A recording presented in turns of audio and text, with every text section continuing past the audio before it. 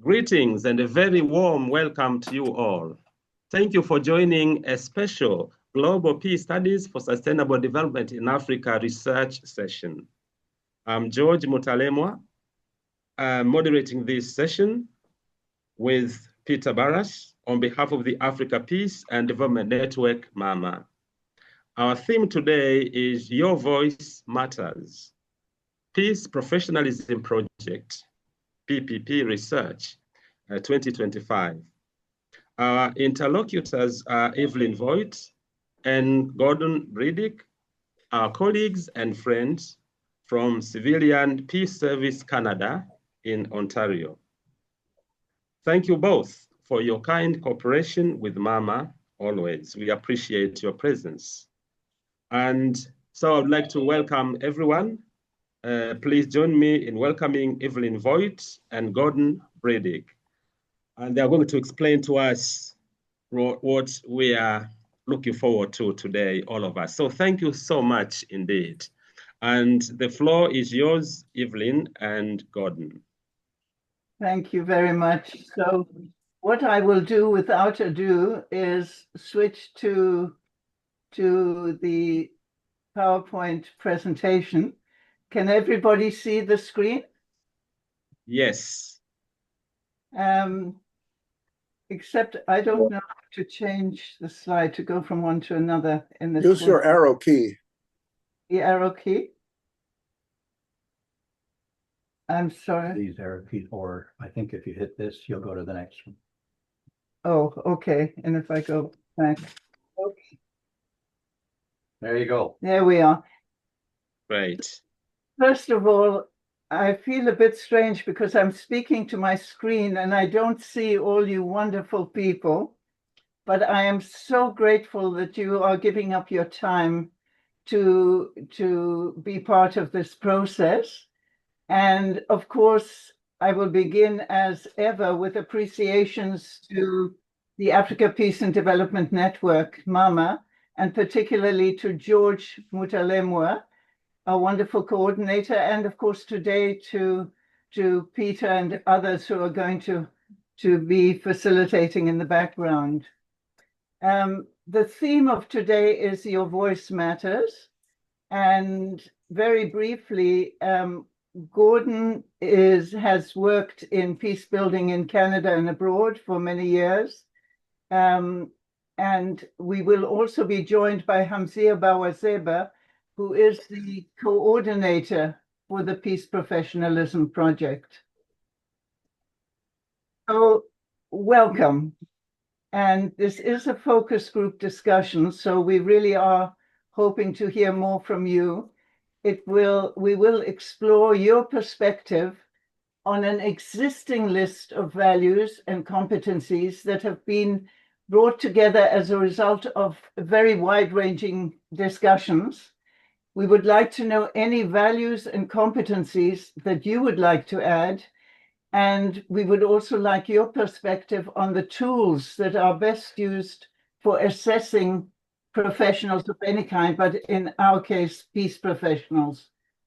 But before I get into that, just a very brief refresher introduction on peace professionalism.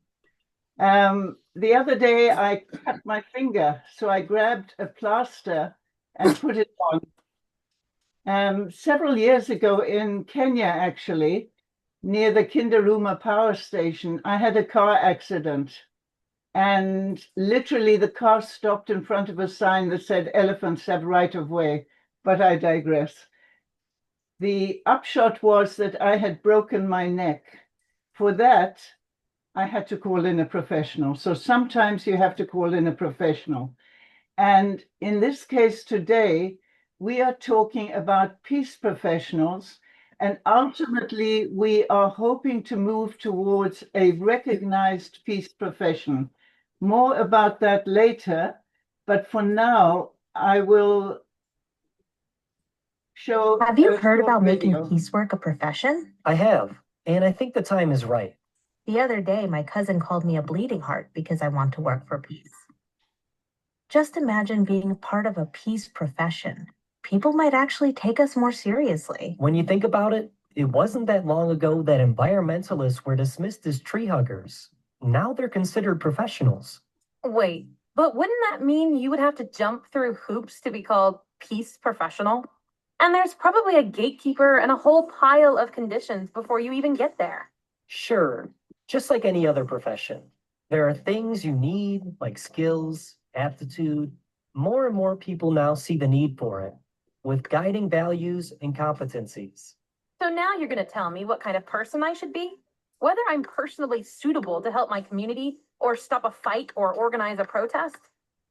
No. But it does mean that those who know their stuff and are also empathetic, for example, might have more success in this kind of work than those who just know it all, or think they do. In other words, it matters how you put your good intentions into practice once you're ready and the opportunity arises, right? Okay, so you want me to read yet another 200 pages on mediation, on facilitation, on human rights, and then I'm good to go, right? Not quite. That's like saying a lawyer who reads a book on legal practices is ready to hang out their shingle. I think an effective peace practitioner also needs a certain worldview, good intentions, skills, and not least of all, experience. Well, I guess it makes sense. So I don't have to change my values, but I do need to know what they are. And I also need skills as well as know-how. Exactly. Knowledge, experience, skills, and don't forget personal suitability. It still sounds a bit controlling to me.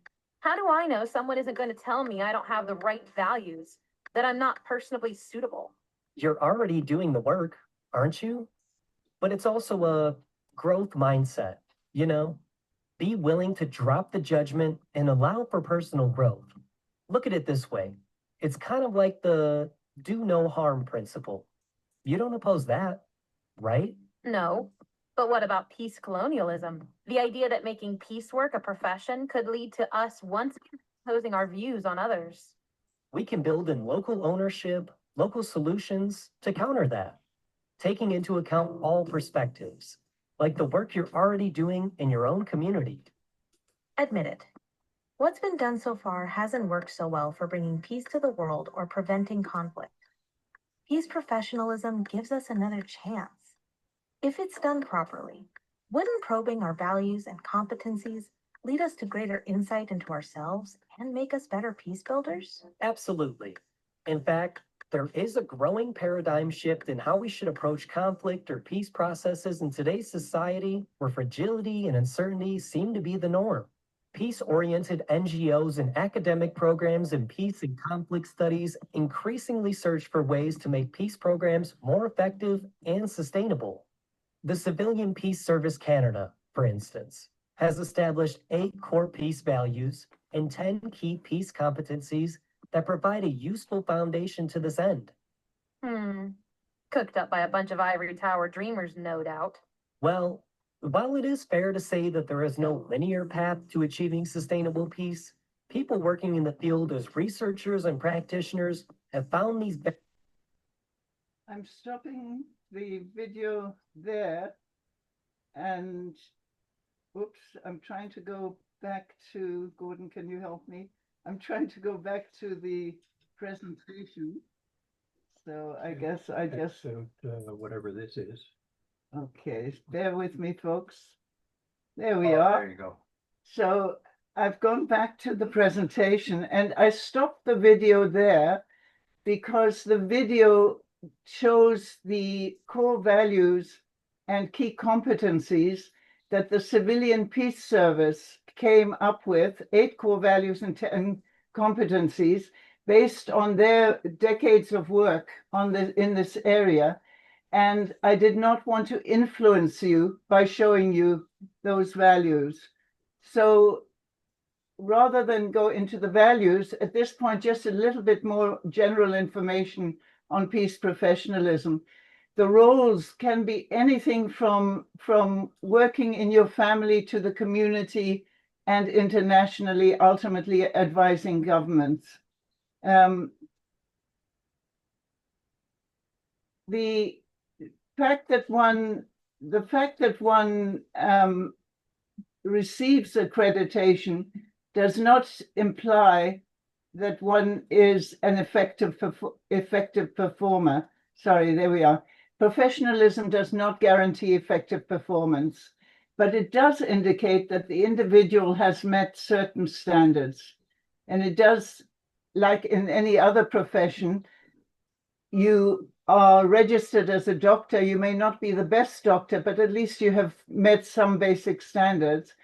And very important, professional recognition also provides a peace worker the much needed and well-deserved credibility and respect, which, as a result, could give you a better chance of being invited to the decision-making tables.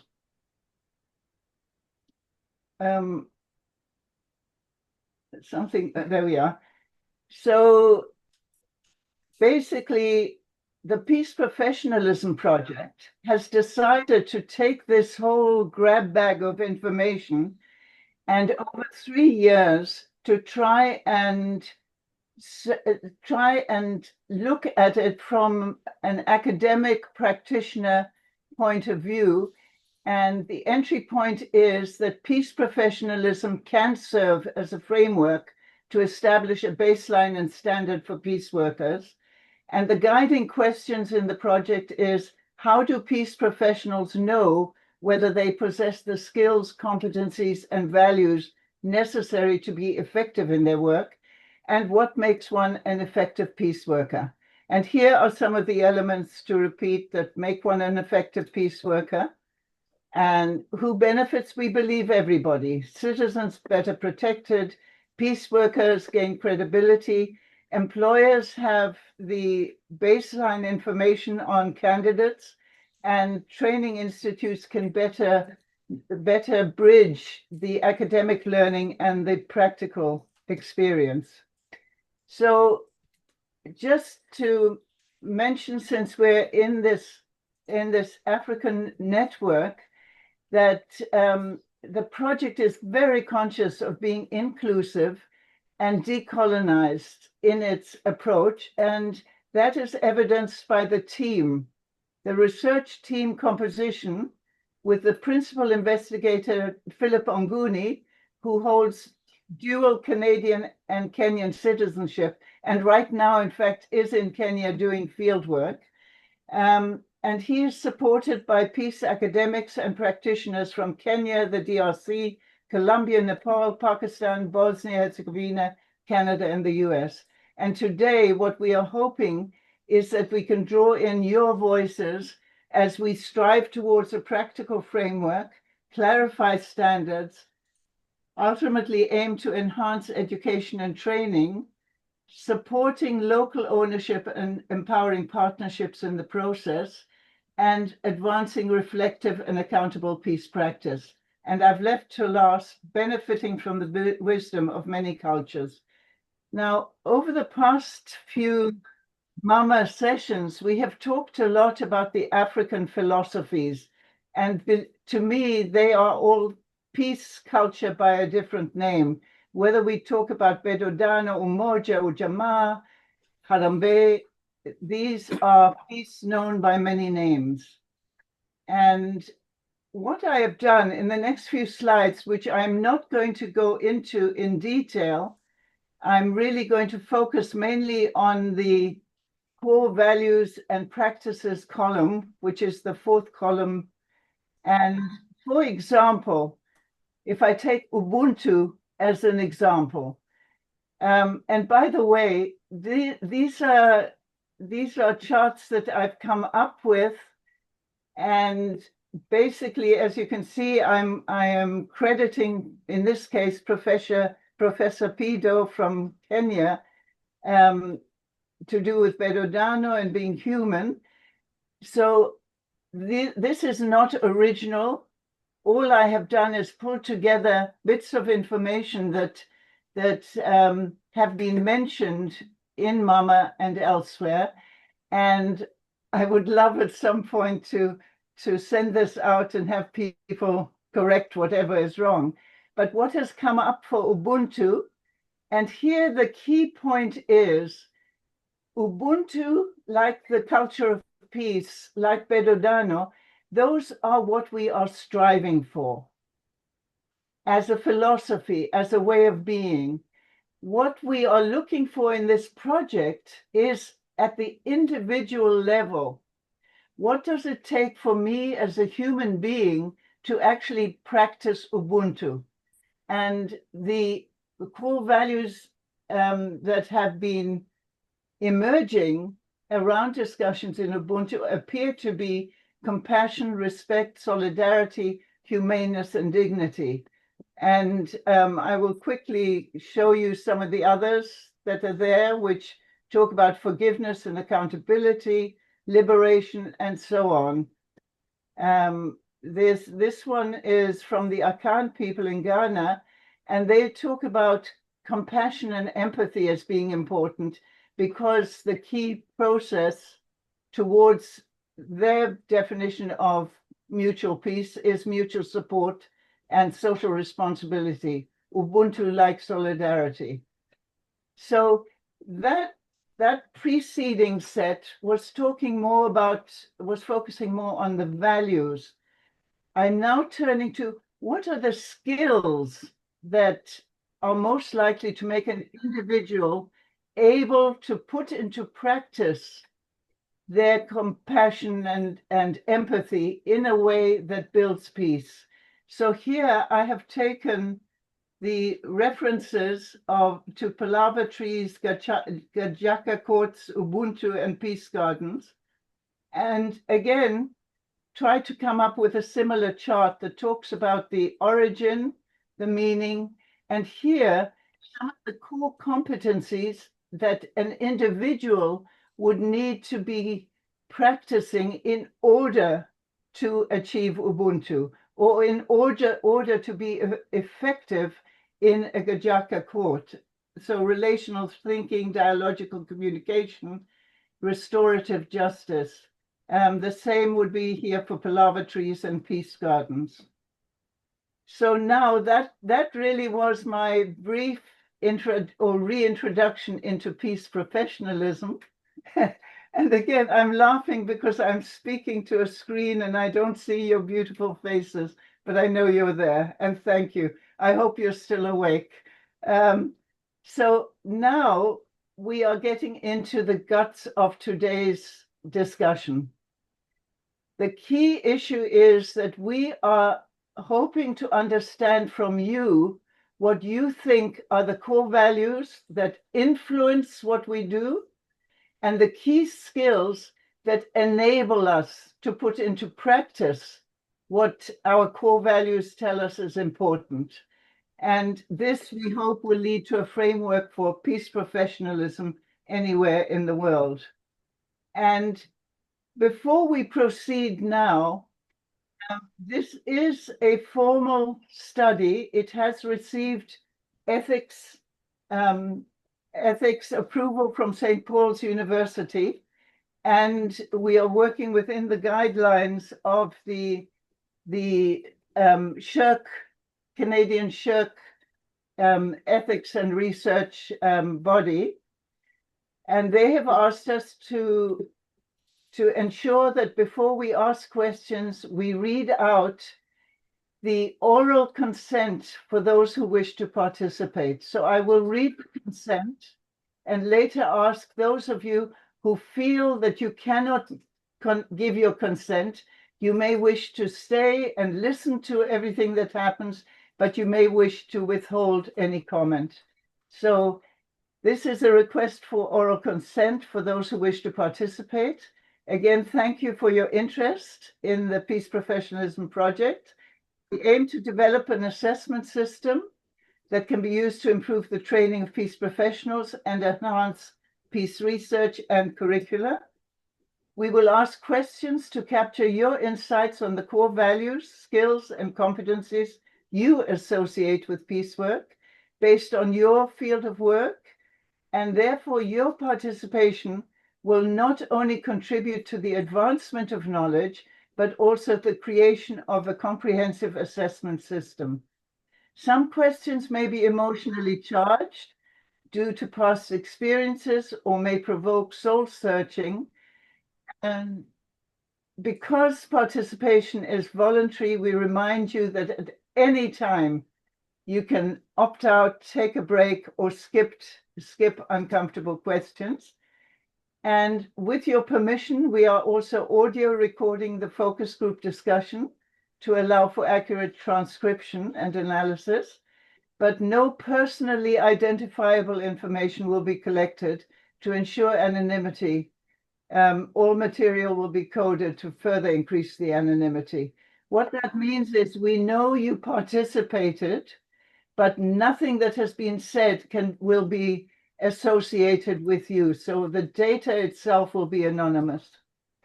So again, while we cannot guarantee the anonymity and confidentiality of who participated, we can about what is shared. The data will only be used for the purpose of this study. Only the core research team will have access. And according to St. Paul University policy, the data will only be kept for 5 years, after which it will be discarded. So now, again, I can't see you, but I will ask anyone who feels that they do not wish to give their consent, I will request that you please refrain from giving information, but you're welcome to continue listening to the process. And now I will go to exercise 1, and I will ask each and every one of you in the next 3 minutes, could you please write in the chat the top 2 values that you believe best motivate peace building, and the top 2 competencies that you think basically best enable. So what motivates the values and what enables the competencies, the skills. And if you can, also give a reason why. Thank you very much. Gordon, I would like you.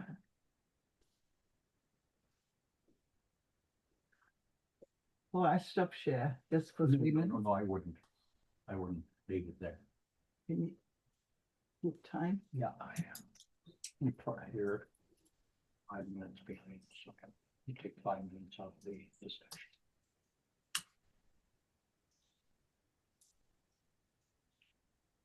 So I hope you're all putting into chat your 2 top values, that which motivates peace building, and the 2 top skills, that which facilitates peace building, enables putting your values into practice.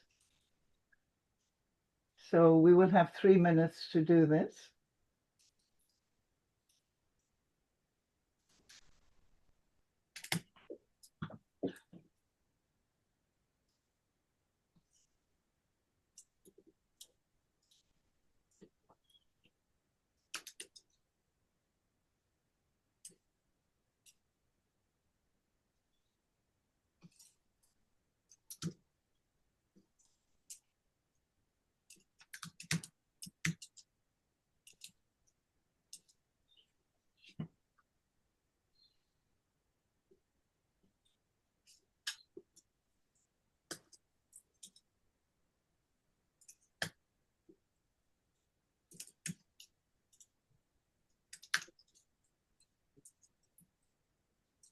Oh, what?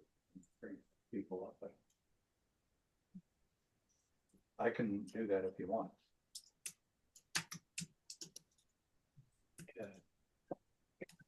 Watch your screen. No, you won't do that. Oops, where are you? Covered it.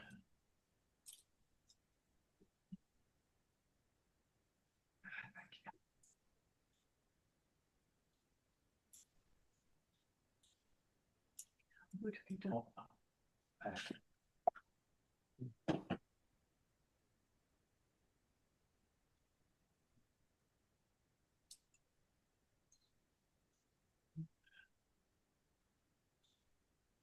Is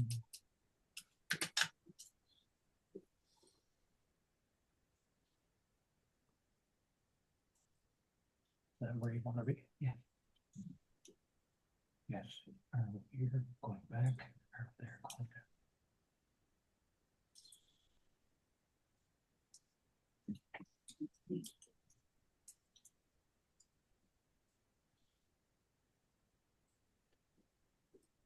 How are we doing for time? We're at your 3 minutes now, but coming in, so.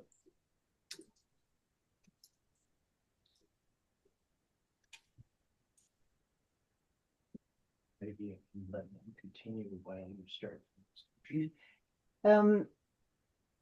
I would invite anybody that feels they would like to add more to the chat to continue doing so while we speak. And I'm wondering, Hamzia, are you there? Can you respond, Hamzia, if you're there? Yes, I'm here. Hi, Hamzia. I was wondering now, as we enter the plenary discussion, this is now an opportunity for folks to talk about their values and competencies. But first, I would ask Hamzia, are you in a position yet to give us an indication of some of the values or competencies that are emerging as favorites? Yes. So far, Hey, Hamzia, I did add your name at the beginning in the introductory slide, but I would like to give a very special welcome to Hamzia, who is our wonderful coordinator for the Peace Professionalism Project. So everybody, please welcome Hamzia, and thank you, Hamzia, for your input. my pleasure. Thank Welcome, you. Hamzia. Thank Nice you. to see Thank you. you. Welcome. Right. Likewise. Thank you all, Thanks. and thank you for the warm introduction, Evelyn. So far, the main values and competencies that I'm seeing pop up are empathy, justice, and respect. Those are the key values. For competencies, I'm seeing a lot of effective communication and what am I seeing here? I'm seeing nonviolence a lot. So just like leading with, I guess, yeah, nonviolence. Active listening is another skill that's coming up quite a bit. And I said respect already, right? Yes, empathy, justice, respect. And then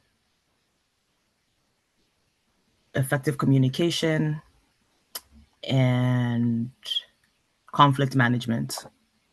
So far, that's what has popped up. I'm still going through the comments. Wonderful. So, Hamzia, I would invite you, as you find new ones coming up, I would invite you to enter into the discussion. And now I would like to take the opportunity to ask anybody who would like to speak to just your reactions to peace professionalism as a concept, your reaction to the need for peace professionalism, and very importantly, your reaction to the degree to which these values are universally human values, although they may be practiced differently in different contexts.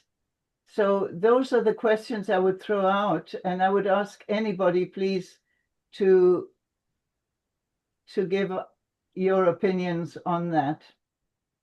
And please continue to put things in the chat, because the chat will be our log of data collected.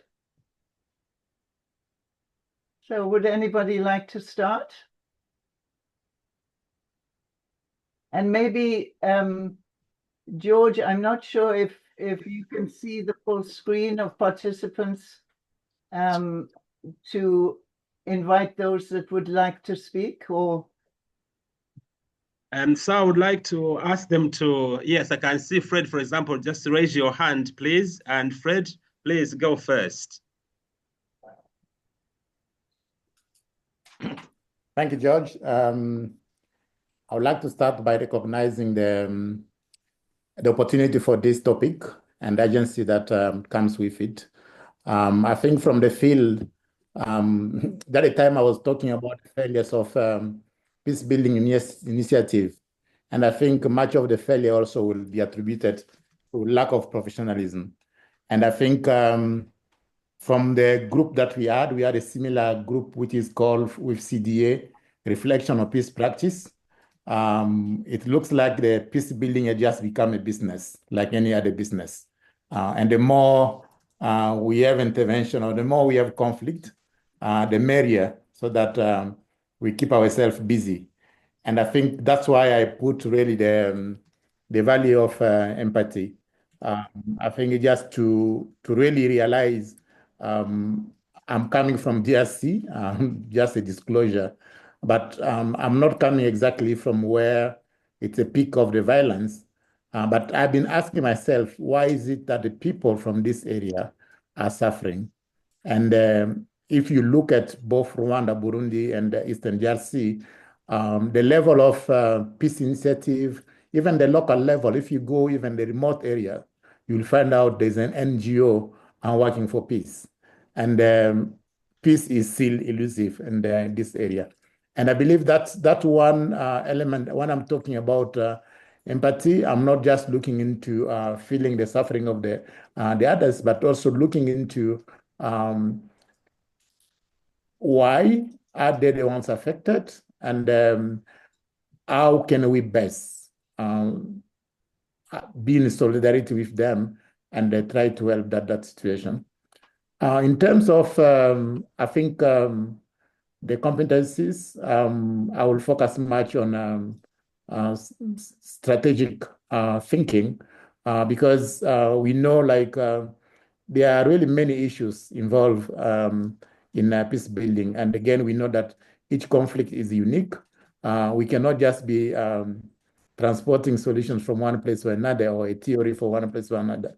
So we need to be able to think within the system and also with the people involved to find a collective solution, a durable solution to the place. So I believe navigating the landscape of conflict is very challenging, sometimes even frustrating, traumatizing. So we need to have really the required skills to be able not to contribute. And I know there are even some peace builders who have actually exposed participants, then helping them to resolve the issues. And I think that these are elements that we need to really look at. And I like the way our speaker put, we need some professionalism so that we don't stop in front of this is the crossing area for elephant. Thank you. Thank you very much. I think you've also raised a really important point that I should have mentioned, and that is the reason why Professor Nguni decided to take on the challenge of peace professionalism was because in looking at the literature on peace professionalism, there was a growing recognition that the focus in training and practice has been on skills, and that the focus has not been so much on the values or the impetus in the peace builder. And so the idea here is not to put one above the other, but to ensure that the peace building professional embodies both the values and the skills. Good intentions alone are not good enough, and skills alone are not good enough. So thank you very much, Fred, for your comments. And would anybody else like to speak?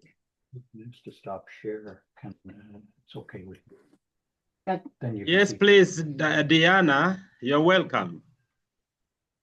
Yeah, but then I have to get back in. Unmute, please, Diana. Unmute your microphone, please. Sorry. Unmute. Yeah, great. You hear me? Okay. Yes, we hear you. Thank you. Hi, Evelyn. Hi, Diana. I think that I think that one of the values for me is coherence, because peace is not only a profession, it's only a commitment. So we have to be coherent about the practice and how we behave always. We cannot split. So I think that it's a point that sometimes is not taken so serious, but we have to have a commitment for peace, and not only in our practice. Thank you, Diana. So curiosity, I guess, is important, and yes, commitment. So thank you for adding those to the list. And an open mind, I mean, there are many ways of expressing it. The open mind, the willingness to learn. And that goes back to what Fred was talking about, the degree to which conflict is specific to the context. And this is one of the dilemmas that we face in professionalism. You want the tent to be as wide as possible, but at the same time, if it is so wide as it is now, anybody can call themselves a peace builder, and some may or may not actually be building peace. So I will go to Richard. Yeah, yes. Good afternoon. I also want to react a bit on peace building or peace professionalism. I believe to be a professional of peace, certain these values that we mentioned should have been maybe learned or practiced once you are a kid. You see, it looks so huge. For example, conflict analysis, non-violence, all these things happen once we were young. So I don't know how to put it, but I think it should have been learned long ago. It should have been your part and parcel of you. You see, so that when you are picked within a peace institution, then easier for you to know them all. I think I also have a. I am so sorry, Richard. I found it. Can somebody help me? I found it difficult to hear. I'm a little bit hard of hearing, so I do apologize. Right. Atnesi has mentioned conflict analysis and non-violence as skills that are needed whenever we try to build peace. That's how I've got it. Thank you very much, Richard. Thank you for adding that. And I'm wondering if there's anyone else that would like to add their comments to this. If not, I will digress for a few minutes. And as I said, the Civilian Peace Service Canada has been struggling with this concept for a long time. And the Civilian Peace Service Canada is only one voice that is feeding into the Peace Professionalism Project. So anything I say, please hear it in terms of this is just one voice feeding into the discussion. But what the Civilian Peace Service Canada, it did in fact pioneer an assessment process, and it did in fact assess and accredit some people to test the methodology. And what we decided when we were thinking of how do you bridge the fact that you need to have some consistency in peace professionalism and at the same time respect the community differences, What we said was, our working definition was, values are human values. Empathy is a value that comes up in North America or Asia or everywhere. People talk about empathy. We have seen that today. That is a human value. How it is expressed in New York City or in Luanga village in southern Tanzania can be very different. And so what we said was, the assessors, each board has an assessor who is assessing the candidate, has assessors assessing the candidate, and that the assessors need to be from the culture of the candidate being assessed. They will all be assessing against a framework of values and competencies. And I will talk about empathy again because it's been raised. So empathy will be one element that is assessed by every assessor on every assessment board. But the person as being on the board, the person on the board will have to be, if they are assessing somebody that is from southern Tanzania, the assessor will also need to be from southern Tanzania. That way they understand the relationship of empathy to southern Tanzania, or maybe to Iringa district within Tanzania, depending on the differences in the culture. So I would also love to hear a reaction to our working philosophy, our definition being that values are human values. How they are applied is context specific, and therefore the assessors always have to be very well versed with the context that the candidate comes from. Any feedback on that? Most welcome.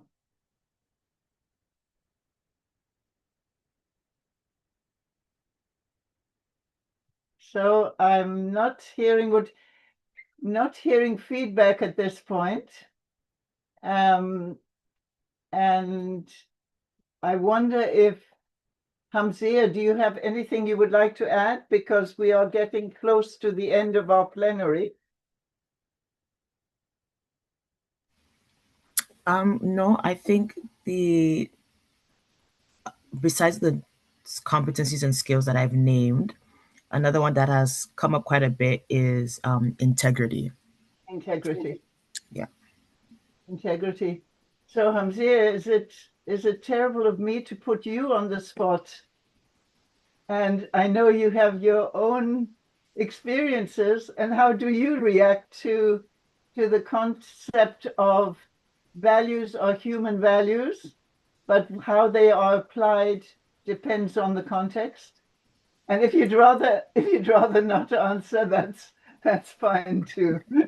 No worries. I can answer quite briefly. I'm not a peace professional. I just want to state that clearly. But in the experience that I have had working in the global South, I will say if truly we want to lead with a decolonial mindset and perspective, then I think there is value and it is important to consider the context of where you are, the community that you're engaging with. And when you consider the history and the experiences that certain communities have with outsiders or people from the West, I think it is good practice to have local members of the communities facilitate some of the peace work or facilitate some of these connections because it establishes trust. I also think it helps ensure accountability. And so, yeah, it's a philosophy that I agree with. That's not to say that both sides cannot come together and work together, but definitely lead through the leaders of the community or people in the community versus trying to come and impose what you believe is what is like morally right or the right way to do things. Thank you very much. And now I would ask anybody who can see the screen, I would invite you, if we're missing anybody who has a hand up, but otherwise we would move to the next question. Oh, yes, I see a hand up. Pedo, please. Mine is a question more than a comment or a big contribution to the plenary.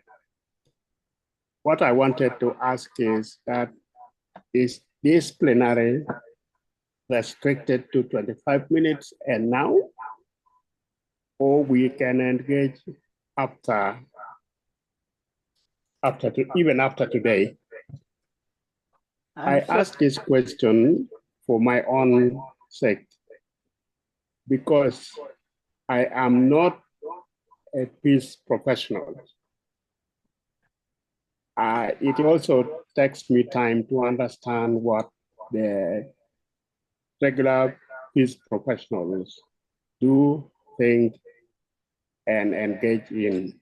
So this plenary, I find I might contribute more after the 25 allotted minutes. That's my question. Wonderful question, Pedo. I thank you for that. In fact, we extend an invitation to anybody who would like to be considered to have an individual interview where we can explore with you specifically at your convenience. And the other option we have is where we can send out questionnaires. And Hamzia, would you be kind enough to put Gordon's and my email in the chat? For so sure. Anybody who would like to contact us and have further explorations, we will find the way that best suits you so we can have your voice heard. And by the way, to Hamzia and to Odotbido, everybody is a peace builder. And we do, you may not yet know it, but you may well already be a peace professional. The issue that we are facing is that there are, in fact, an infinite number of people who would qualify as peace professionals, but because there is no peace profession, they cannot claim that professional title. And so that is what we are hoping collectively to remedy. I see that. Thank you. Yeah. There's another question. From Lukong Stella, please. Yes, good day. Thank you for the presentation. I'll just take us back to the values and competencies. When you asked that question, what actually came to mind was my nephew asking me, how do you become a peace builder? Or what does it take for someone to become a peace builder? And he actually asked that question because I just started my own little initiative, Global Alliance for Intergenerational Peace Leadership. And we were sitting and discussing and mapping out activities for the community. So he looked at me and asked that question. So when you were presenting, in my mind, I was like, what does it take for one to become a peace professional? So thinking about that and talking about values and competencies, I just had to reflect a bit. And I was like, if I look at what I am doing in the community as well as academically, then I will say I value justice and empathy, as well as equality and global solidarity. And that is because when I look at my continent, the African continent especially, at times I sit and I wonder, would there ever be peace in Africa? Because it's always been one conflict to another. So if it is not a real conflict, then we have the gender violence, that's just a lot of things happening in the African continent. So for me, when I think of peace or being a peace builder, I want to look at it from the perspective of it being a calling. if I am engaging in the arena of peace, I should embrace that as a calling. And should I take that to be a calling, then I will be able to give in everything I can in order to ensure that it actually works out. And that means building communities, building societies, and equipping others to also lead, equipping others to be accountable, to show empathy, to be resilient, and to build a legacy whereby we do not only think of the now, but we think of the tomorrow. What if we are not here tomorrow? Would this agenda, would this project actually continue? So anyway, that's what came to mind when you talked about values and competencies. Yeah. Thank you. Thank you so much. And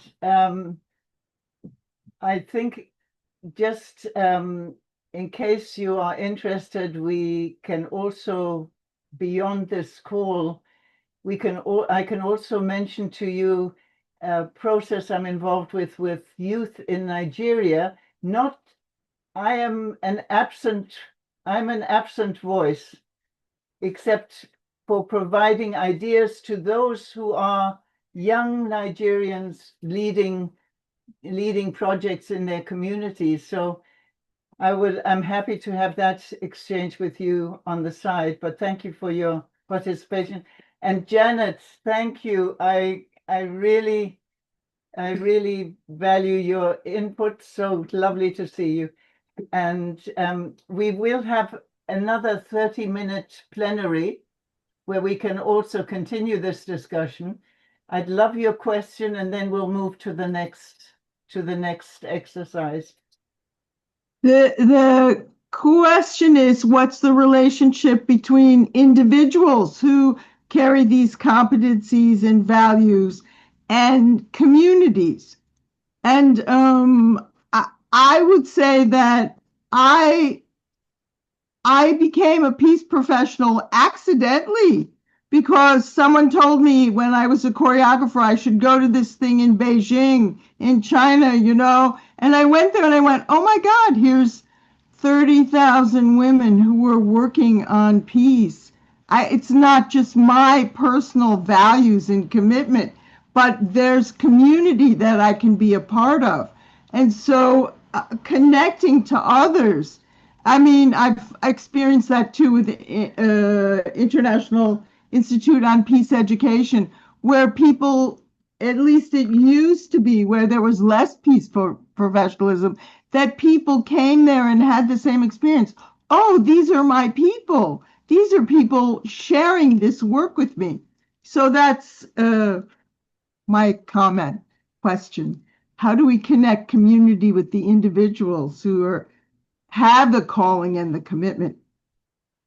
Thank you, Evelyn. Thank you, Janet. I think the short answer to that, and we can discuss it further in the next plenary, I think the short answer to that is what we are trying to do is instill credibility for those who are already doing the work and those who would like to do the work. Inside the peace field, we know how complex it is. Outside the peace field, we are still often just seen as people with big hearts, but not necessarily as professionals. So this is an element to ensure that. How many times even today we have heard somebody say, I'm not a peace professional. We need to have the confidence within the peace field that we do have professionalism. And how we connect is by understanding our own motivation and our own values and ensuring that we have the best skills for linking those with communities that we choose to link with. So what the skills are the linking mechanism, the values are the understanding one's own motivation. And I'll just give a story of somebody who in fact was with 30 years experience in mediation, was not by civilian peace service, given the accreditation as peace professional. They were horrified, we were horrified, because we thought they were a shoo-in. They have become our biggest supporter, because in their mediation practice, they wanted to tell people what to do. They are now an arbiter. The role of the arbiter is to tell people what to do. The arbiter makes the decision. The mediator does not. And so, knowing themselves, they are now supremely happy in their role as arbiter. And they can better connect with whoever the community is that needs an arbiter. So, Donna, I see your hand up. With your permission, can we leave your question to the next plenary? Or do you need to ask it now? No, leave it to the next plenary. Thank you very much. Okay, so in that case, what we will go to is exercise 2. In the first exercise, we did not want to blur anything in your own exploration of what you thought was important as a value. What we're now moving to is a list of values that have come up most frequently in discussions around the world. And what we would like you to do, the value includes a definition. And I'm trying to get rid of this so that you can see the full there. Basically, the slide lists the values. Oh, sorry, I've gone one too far. Sorry, beg your pardon. This lists the values, and we would like you to take 5 minutes and please choose from this list your top 3 peace building values, enter them in chat, and chose why you chose those 3. There will be an opportunity later to add any value. Well, in fact, why don't you add a value that you think is missing? But the main point here is, can you please choose the 3 top peace building values from this list? And the definitions are broad definitions and can be changed, but just to give they're just guidelines towards a definition.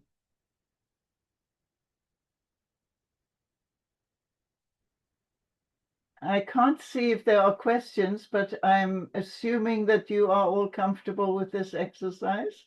And otherwise, could you put a question to Hamzia, and she can guide you? Yeah, Just that's for right. clarity, could you explain how this grid is set up? Are these 3 columns of the same kind of category, or are these rows meaningful? Yeah, thank you for the question.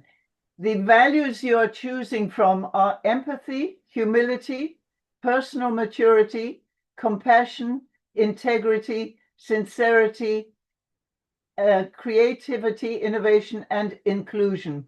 So the blue column is the values you are choosing from. The yellow is oh, sorry, I'm. These are all values. I am so sorry. I was mixing it up with a different exercise that we do elsewhere. Please, from all of these values, choose your top 3. They are all equal. Yeah. They are all equal. I apologize. I was in a different exercise. They are all values, and choose the top 3 from all of these.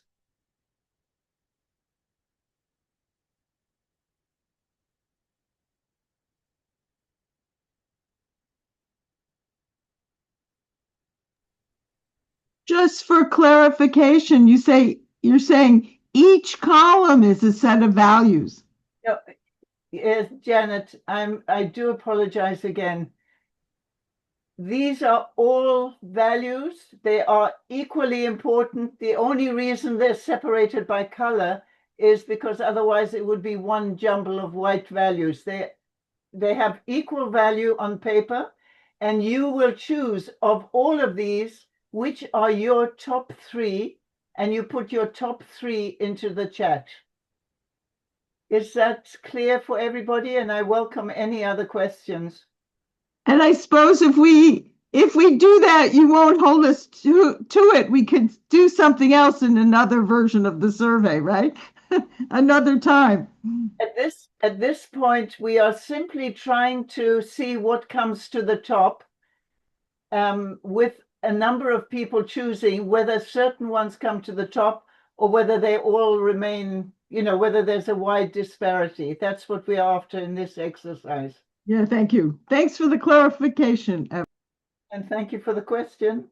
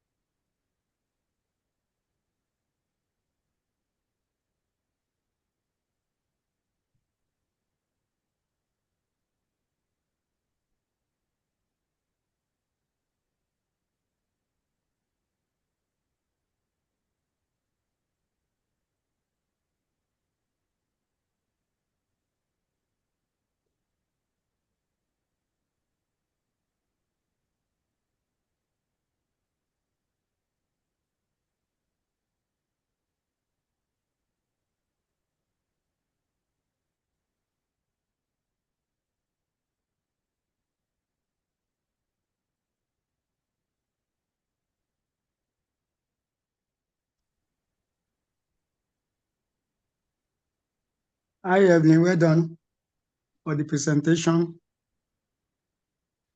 This is Afis. So I just want to use, I've sent my response to the chat, so I just wanted to go through it. And I'm trying to appreciate your presentation about peace professionalism. Thank you so much about that. Thank you very much. I really appreciate your participation. You are welcome. And you can see my choosing in the chat as well. Empathy, humanity, and inclusion. And I've given my reason behind it in the box, in the bracket. Thank you very much. And we will in plenary then have an opportunity for people to talk about what they put into chat. All right. Which will be followed by a plenary discussion. All right.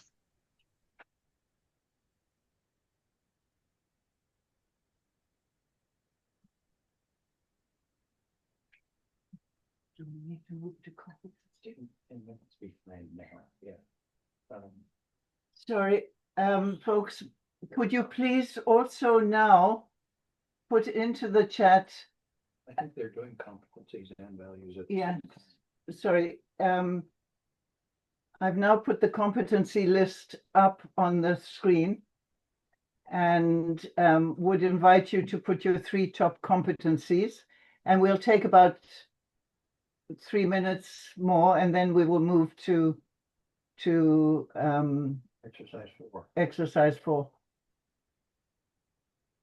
Yeah, assessment tools for this exercise.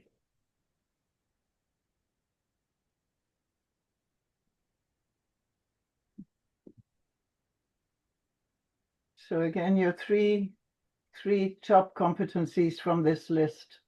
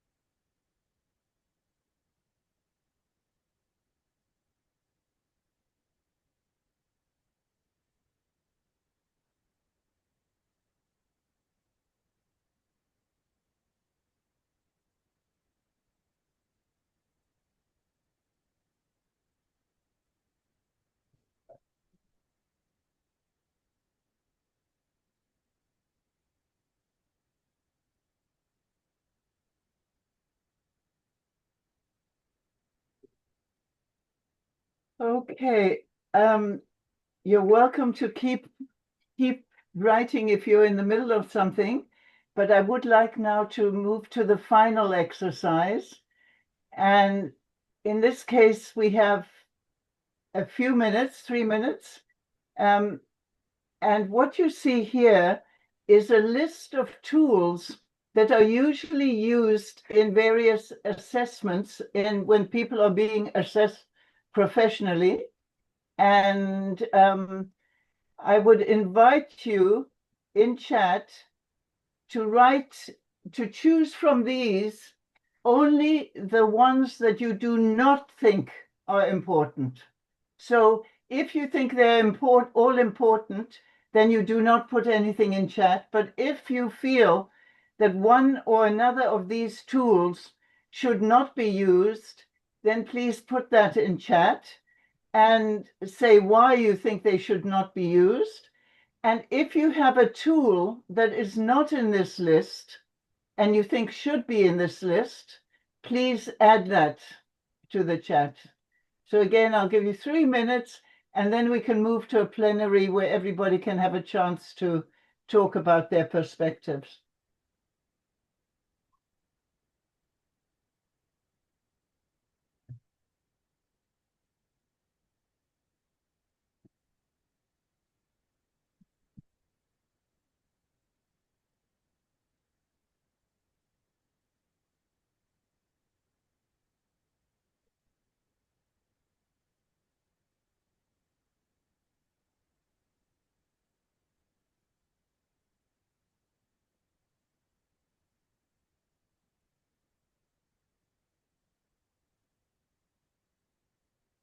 And if you think they are all important, you could also put in chat, I believe all the tools for assessment are important.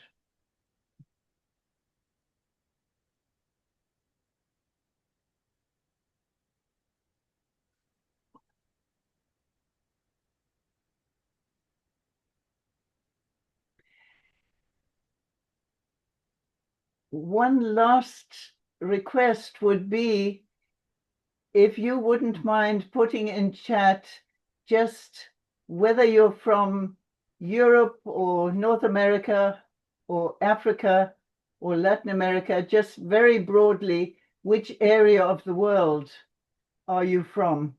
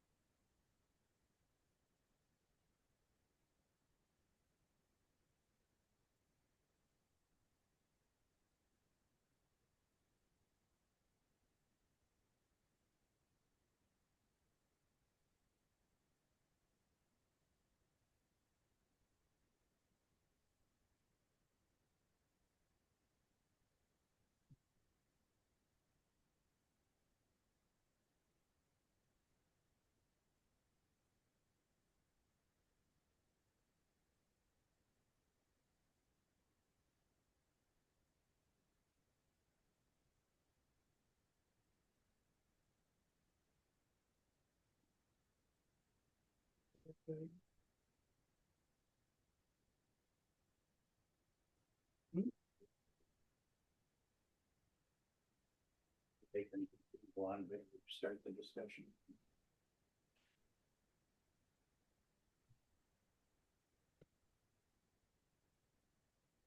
So you're more than welcome to keep entering anything that you would like into chat. The more we hear your voices, the happier we will be. And what I now would like to move into is the plenary discussion. And I'm just trying to, oops, there we are. Plenary discussion. And for that, I would, oops, I'll stop sharing. And I'll stop sharing. And in this discussion, and it is so nice to finally be able to see all your faces. I was really missing that when I was talking to a screen. I would like you to give more detailed information, if you like, in a key informant interview. So I would welcome any one of you that would like to be a key informant in the Peace Professionalism Project to contact us, because we really want to hear your perspective. Sorry, yes, I'm being reminded. Gordon has just reminded me, Donna, you wanted to speak earlier and we postponed it to the plenary. So why don't we begin with you before we carry on? If I can remember what I was going to say. We had an encounter 2 days ago with a man who is probably 3 or 4 years my senior. And he insulted me grotesquely, thinking that he was complimenting me. And I want to raise this issue And you know, I always bring up the feminist point of view. This man obviously thought that we are all still living in a patriarchal, male-dominant setting, and he called me a young lady. I'm in my 80s, and I have 34 grandchildren and 3 great-grandchildren. Where does he get off calling me a young lady unless he is some kind of patriarch trying to manipulating me by diminishing my status in speech? That's not peaceful. And so I blew up at him, and he blew up at me and threatened me. And it took a very, very calm, cool-headed member of a Parkland Sports Club to intervene and mediate and calm him down and calm me down. And then my husband came to pick me up, and he was not calmed down yet. So this poor guy had to calm my husband down. In fact, I know that he's doing some kind of course in peace mediation or whatever, as a professional thing. And I'm thinking I should invite him to come to our sessions, because he's becoming very knowledgeable about how to cool down hot tempers. He did that with me and this other guy who later apologized. But you can't call a woman in her 80s a young lady. That's an insult. That's just terribly insulting. And then to claim that you were complimenting me, no, that doesn't fly at all. And I'm not the only female person in this world that sees that.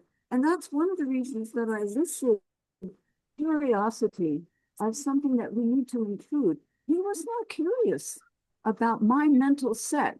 He was certain that patriarchy rules everything. And he wasn't even analytical enough to try to figure out what he had said that was so offensive. He just kept insisting that he was complimenting me. To hell with that. I don't want to hear compliments. Thank you, Donna. And I take up so much time. I hope Amani is not listening. Amani, I'm taking up too much time. What? Thank you, Donna. And I think, first of all, sorry that you felt so bad. And an important point you bring up is the value of the individual who was able to mediate. And so, yes. And ultimately, what we are trying to do is find a way to include those who have the values and skills and provide them a professional credibility, while remaining as inclusive and decolonized as possible. Thank you. We will now move to other questions. Wait, just a second, Evelyn. Joseph has said, Donna, I'm sorry for what happened. It's all been resolved. Right. Everything, and you know it's peaceful when you don't feel any anger or anxiety anymore. So this is sort of a little laboratory example of how peace can be established. Thank you very much. Thank you. And Mary, you have a comment? You're muted, Mary.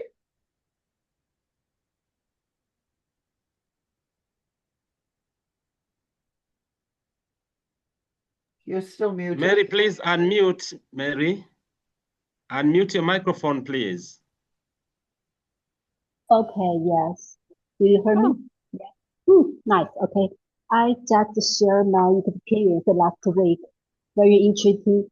Last week, I with my close girlfriend, we took part in a dancing club, social dancing club. A man yellowed, a gentleman yellowed a lady very loudly. I'm very angry. I told him, please calm down. Do you know the respect the woman and no violence in the public, not yellow a woman in public. The man very angry. He told me, stop. Do you know Lady Wife beat her husband very, very seriously in China? You know, nowadays China woman very strong and the man is weaker than woman. It's true. And I I don't know how to talk with the man. I just say, I'm so sorry. I don't know. Many wives beat her husband in China. It's true. I don't know. I don't know how to say the woman beat a man, beat her husband is also violent or not. I don't know. Thank you, Mary. And I think we can come up with a lot of these examples, and what we are working towards, hopefully, is an environment in which a peace profession is recognized and taken seriously, and more and more individuals gain the skills to counter these situations peacefully or constructively. So thank you, Mary. And I see that Virginia has her hand up. Hello, I'm from India, Asia, and I feel that one point is missing. I came in a little bit late. I don't know if you mentioned it earlier, but that is culture. You know, there is so much of, in our daily lives, there's so much of misunderstanding because we are living with people coming from different cultural backgrounds. And particularly when Donna spoke about the problem that she had, where somebody called her young when she felt she's old and should be respected as an old person. What struck me was the person who was giving her, thought he was giving her the compliment, probably comes from a different cultural background. And I think we got to be sensitive to that because in India, we have such a diversity of cultures. And I have been working in communities for a very long time because we've had a lot of, what should I say, conflict, religious conflict, interreligious conflict. And religion comes with its own culture. And I realized how much we have to be sensitive to the culture of others and therefore not immediately take offense, but try to understand the other person and from where they come if we ourselves are people of peace. For me, I feel that as a person of faith, I'm a Christian, as a person of faith, my faith kind of compels me to be a person of peace. So if I am a person of peace, I will try to understand where the other person is coming from.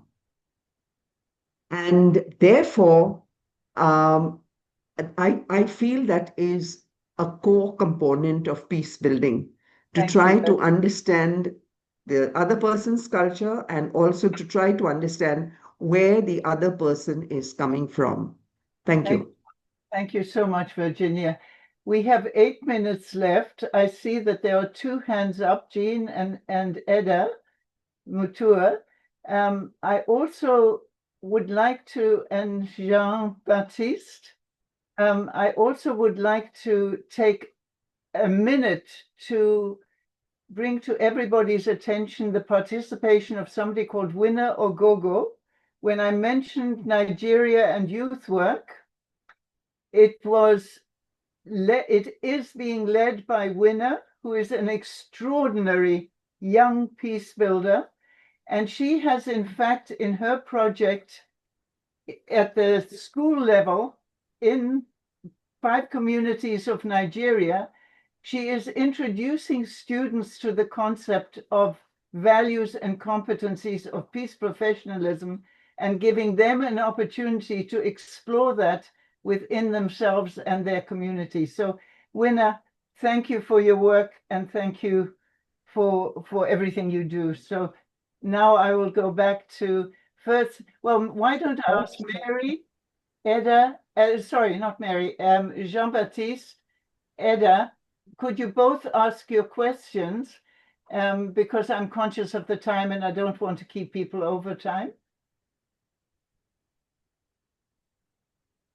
Edda Mutua, please, if you could start. Okay, thank you very much, everyone.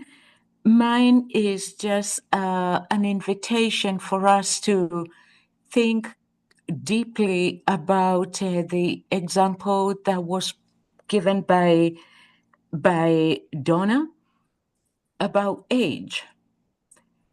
As a Kenyan teaching in the United States, I have often wondered how age is demonized in this culture. That it is not cool to be old.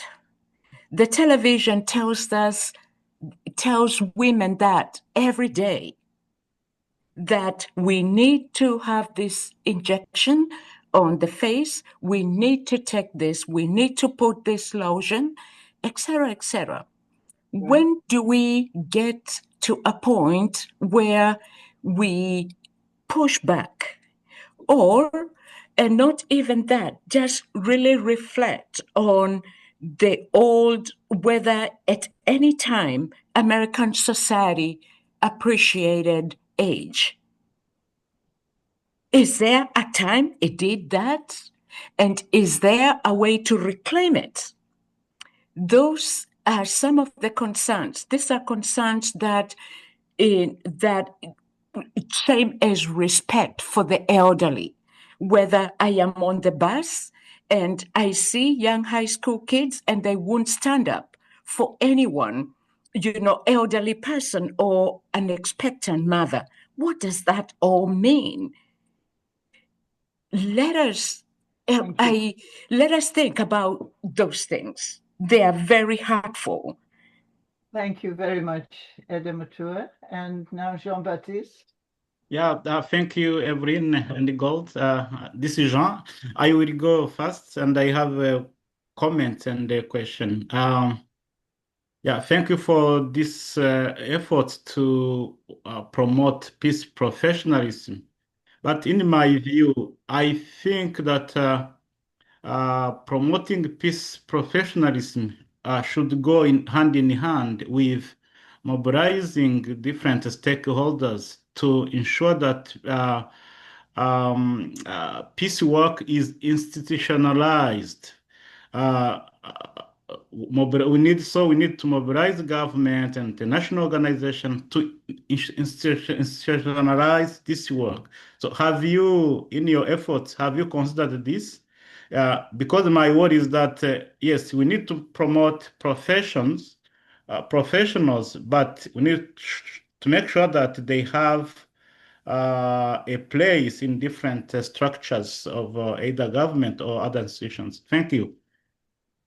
Thank you.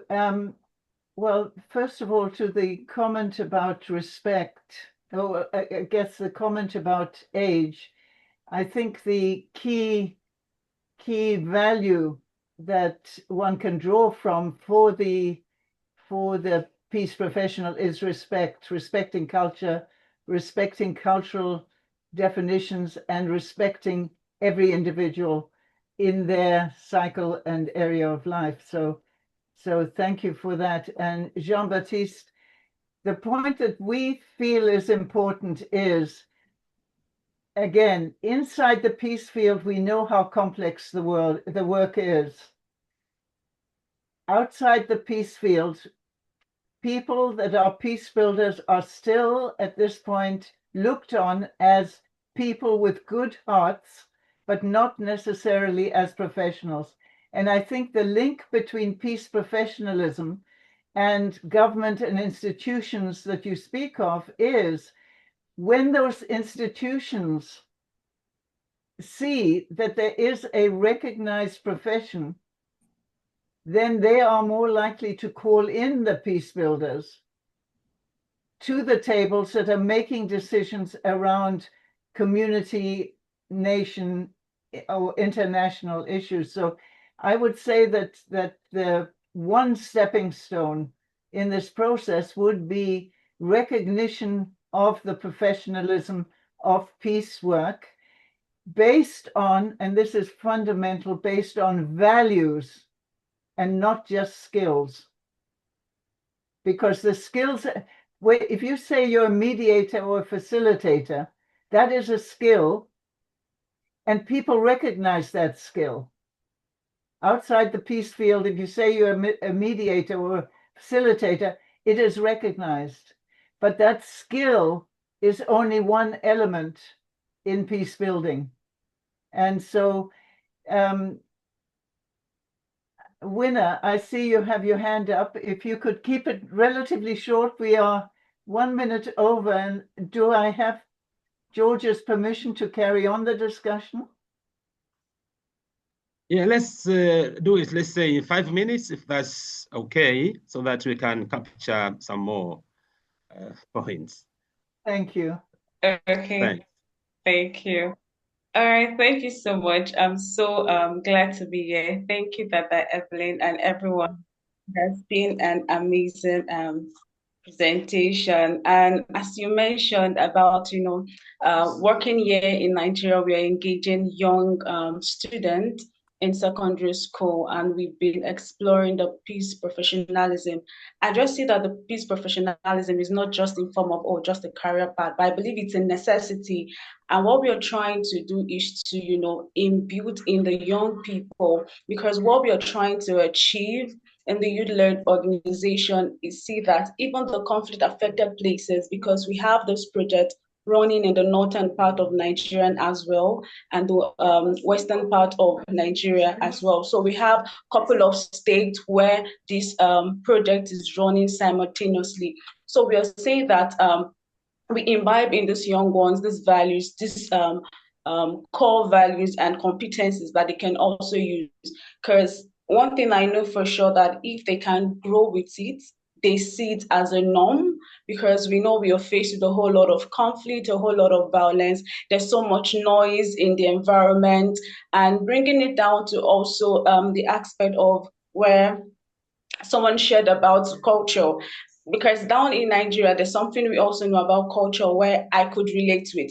You can't see an older woman, and in some cultures, and stand. You must kneel or you must bow. So, that is how we give our own respect. But some people, maybe somebody that is not from the Western part, might get it all wrong and say, what are you doing? I don't want you to bow. I don't want you to kneel. So it differs. All these things differ. The contexts are different to different society. And that is what we've been trying to achieve with what we are running with the peace professionalism. Say that these are being inbuilt in the young people. They can use it. They can grow with it. We just want to see that we are able to achieve lasting peace. So just to keep it very short, thank you so much. Thank you very much, Winner. And in closing, first of all, a huge heartfelt thank you to all of you for your time and for your information. We are now in the data gathering part of the project. Next year, we're in the dissemination aspect, the knowledge building aspect, dissemination. And anyone that has participated is welcome to contact us. As I say, would you like in this data gathering process to have a key informant interview? We would love to have that. Do you have a group, another group that is meeting regularly, where you think this discussion, a similar one like today, would be useful for your group?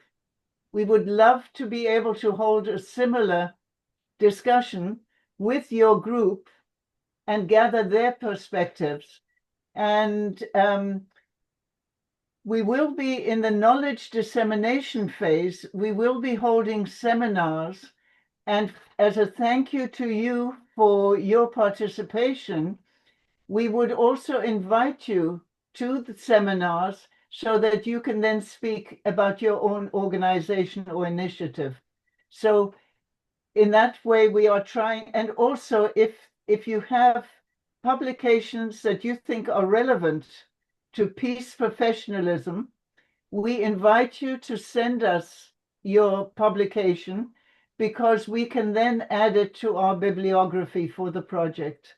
So we're very conscious that often researchers are accused of taking and not giving. And we hope that in this way we can also be giving in some way. So if you have a group and you would like us to hold a similar discussion with them, please contact us. If you would like to be interviewed individually, or if you have a group where you think a written survey would be useful, we are looking for as many perspectives and points of view as we can possibly gather. So a heartfelt asante sana, tunashukuru, dhanyavad, dankeschön, merci, many thanks, and in every other language, thank you all very, very much. Thank you very much indeed, Evelyn. Sorry, Diana, I forgot gracias. It's okay. Thank you, all of you. George, Gordon, Evelyn, and all. Shukran for the others. I forgot shukran. Gracias, Evelyn. Thank you very much. Thank you, George. You're amazing. Ashe is Masa. Marcela. Thank you very much. Marcela. Thank you. Thank you so Evelyn, much indeed. Evelyn. George, before you close, I wanted to Yes, ask Odoch. Evelyn. Yeah, Evelyn. please do. Evelyn. Yes. Are you gone? No, she's. Or you are still here? I'm still here. I'm still here. Yeah, I put something on the chat about informant. Yes. Are you going to see that, or I should just declare that I would like to participate later? You have the email in chat. You have our email, or you have